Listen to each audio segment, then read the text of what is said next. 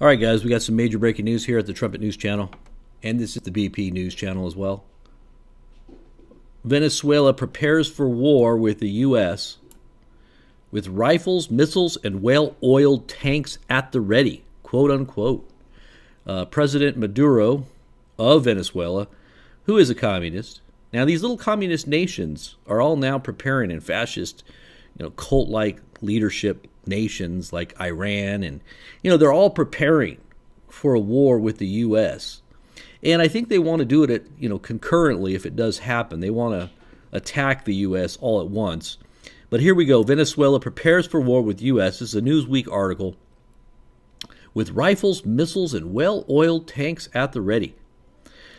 It says Venezuela's president, Nicolas Maduro, called on his nation's military leaders Tuesday to prepare for war against the U.S. days after the Trump administration banned Venezuela officials from entering the nation.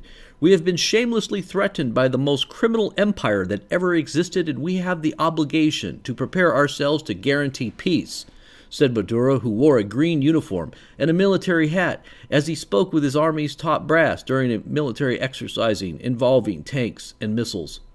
Quote, we need to have rifles, missiles, and well-oiled tanks at the ready to defend every inch of the territory if needs be, he added. The Trump administration has taken a hard stance against Maduro's regime by banning money lending to Venezuela's government or its state oil company, PDVSA, and passing sanctions against Maduro and his top officials. It says Maduro referenced the sanctions during his speech at the military base. As he spoke, Russian military planes flew in the sky as part of the training exercise. Yeah, they messed up there. It should say planes. It says plans. So it says the planes were flying over as a part of the training exercise.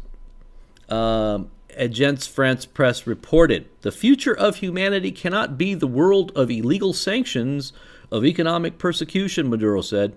It's unlikely Maduro has the manpower to stand up to the U.S., which has a much larger military. Maduro has maintained power in Venezuela despite mounting political and economic crises that has seen months of violent anti-government demonstrations across the South American nation.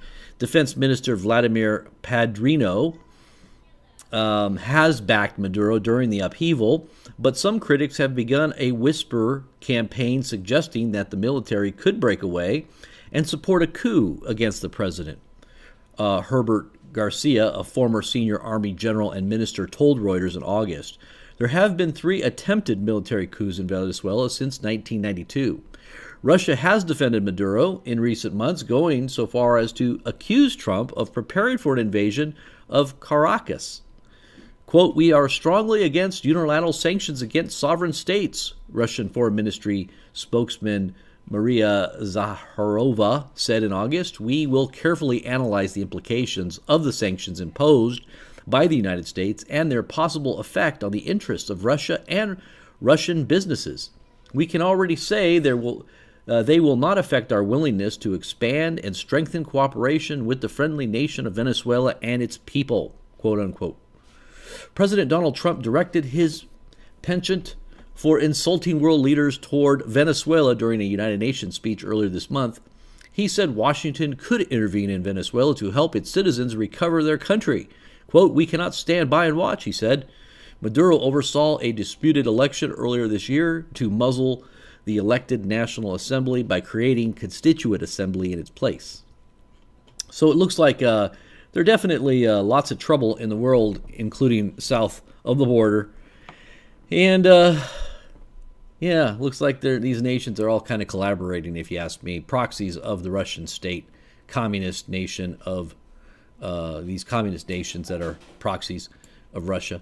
And, these protests, these Black Lives Matter protests and this Don't Bow the Knee protest and the Antifa protests, they are all communist movements that are trying to undermine our flag, our national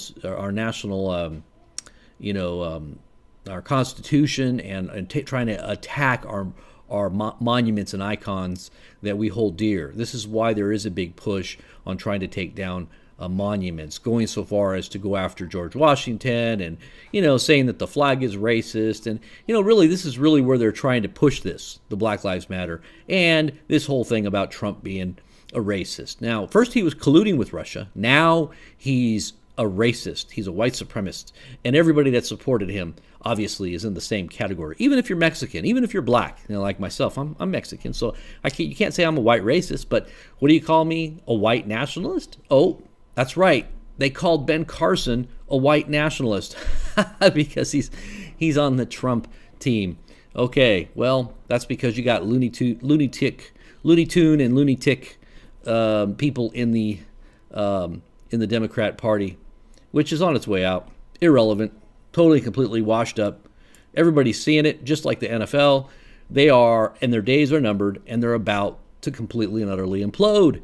So we're just going to sit back and watch it as we watch the communist nations riled up right now.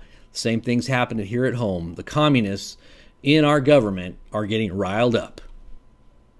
That's the Trumpet News signing off. Check out the links below in the description. Thumbs up, share, and like this video. God bless.